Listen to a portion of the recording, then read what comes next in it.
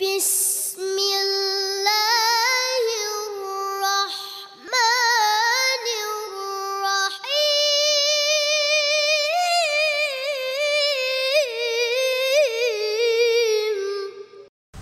আয়াত তিলাওয়াত করেছি।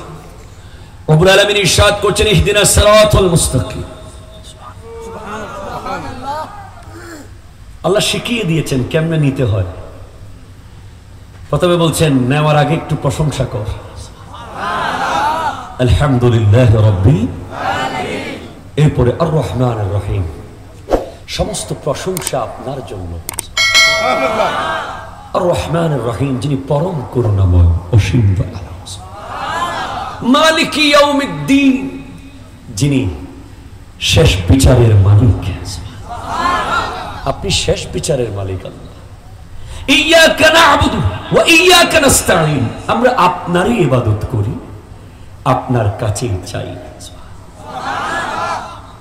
চারটা পারফেক্ট প্রশংসা, দিলকশ শান বলার পরে এবার বলছেন ইহদিনাস সিরাতাল মুস্তাকিম, আমাদেরকে একটু সঠিক পথে চালান না।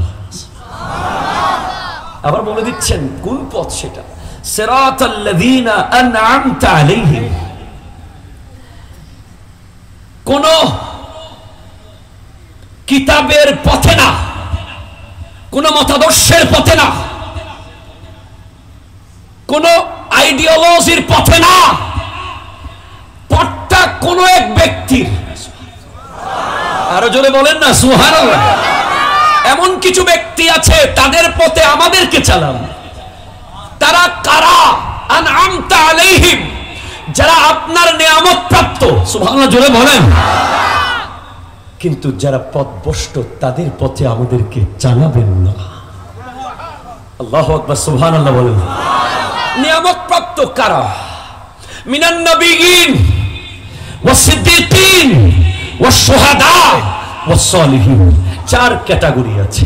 হয়তো নবীদের পথে চালান, অথবা সিদ্দিকদের পথে চালান, অথবা শহীদদের পথে চালান, অথবা আল্লাহর ওলিদের পথে চালান। আরো জোরে